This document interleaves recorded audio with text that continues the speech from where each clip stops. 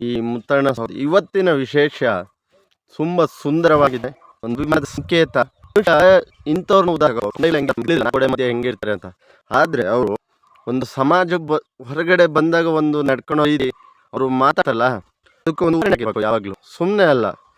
ಈ NTR ಅವರು ಎಷ್ಟು ಉದಾಹರಣೆ ಅಂದರೆ, ಪ್ರತಿ ಸಲ ಕರ್ನಾಟಕ ಯಾವ್ದಾದ್ರು ಫಂಕ್ಷನಿಗೆ ಏನಕ್ಕಾದ್ರು ಬಂದಾಗ ಹೃದಯ ಗೆದ್ದು ಹೋಗ್ತಾರೆ ಕಣ್ರಿ. ಹೃದಯ ಸ್ಪರ್ಶಿಸಿ ಹೋಗ್ತಾರೆ.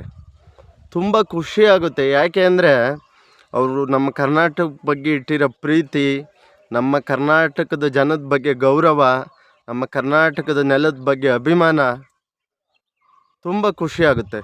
ಮೊನ್ನೆ ಅವರು ಏಮ್ಸ್ ಯಾವುದೋ ಇದು ಓಪನಿಗೆ ಬಂದಾಗ ಹೇಳ್ತಾರೆ, ನನ್ನ ತಾಯಿ ಎರಡನೇ ತಾಯಿ ನೆಲ ನನಗಿದು ಅಂತ.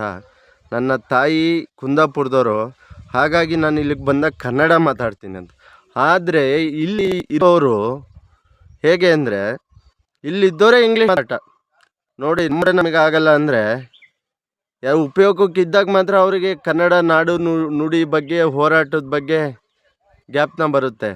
ಆದರೆ ಏನಾದ್ರು ಫಂಕ್ಷನಿಗೆ ಬಂದವರು ಕನ್ನಡ ನೆಲ ಜಲದ ಬಗ್ಗೆ, ಒಬ್ಬ ಆಂಧ್ರದವರಾಗಿ ಸಾಮಾನ್ಯ ಮಾತಲ್ಲ, ಒಬ್ಬ ಸ್ಟಾರ್ ಆಗಿ ಎಲ್ಲ ಕಡೆ ಇದ್ದು ಈ ಮಾತು ಹೇಳಬೇಕು ಅಂದರೆ ಕನ್ನಡಕ್ಕೆ ನೆಲಕ್ಕೆ ಗೌರವ ಕೊಡ್ತೀನಿ, ಎರಡನೇ ತಾಯಿ ನೆಲ, ನನ್ನ ತಾಯಿ ಊರು ಇದು ಅನ್ನೋದನ್ನ ಎಷ್ಟು ಹೆಮ್ಮೆಯಿಂದ ಹೇಳ್ತಾರೆ ಅಂದರೆ ನಾವು ತುಂಬ ಖುಷಿ ಆಗಬೇಕು.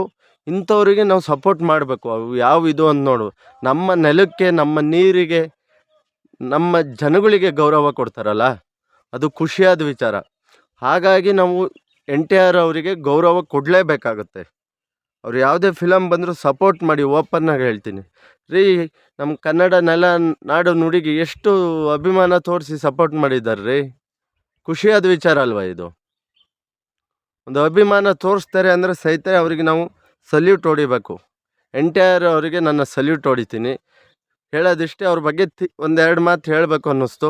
ಅವ್ರ ತಾಯಿ ಸಂಸ್ಕಾರ ನೋಡ್ರಿ, ಎಲ್ಲಿಂದ ಎಲ್ಲಿಗೆ ಅವ್ರನ್ನ ಒಂದು ಮಾತಲ್ಲಾಗಲಿ ಒಂದು ಸಂಸ್ಕಾರದಲ್ಲಾಗಲಿ ಉಳಿಸಿದೆ ಅಂದರೆ ನಿಜವಾಗ್ಲೂ ಗ್ರೇಟ್ NTR ಅವರು. NTR ಅವ್ರ ತಾಯಿಗೊಂದು ಸಲಾಮ್. ಇಷ್ಟೊಂದು ಒಳ್ಳೆ ವಾಕ್ಯ ಕಲಿಸಿದ್ದಾರೆ. ಸ್ನೇಹಿತರೆ, ತಿಳಿದಂತೆ ಹೇಳಿದ್ದೀನಿ. ಕಮೆಂಟ್ ಮಾಡಿ, ಲೈಕ್ ಮಾಡಿ, ಶೇರ್ ಮಾಡಿ, ಆಶೀರ್ವದಿಸಿ. ದಯವಿಟ್ಟು ಫುಲ್ ವಿಡಿಯೋ ಯೂಟ್ಯೂಬ್ನಲ್ಲಿದೆ ನೋಡಿ, ದಯವಿಟ್ಟು ಸಬ್ಸ್ಕ್ರೈಬ್ ಮಾಡಿ. ಆಶೀರ್ವಾದ, ಪ್ರೀತಿ ಸದಾ ಮುಖ್ಯ. ನಿಮಗೆ ಪ್ರೀತಿ ಆಶೀರ್ವಾದ ಸದಾ ಈ ಬಡ ಮೇಲೆ ಇರಲಿ. ಜೈ ಹಿಂದ್, ಜೈ ಕರ್ನಾಟಕ.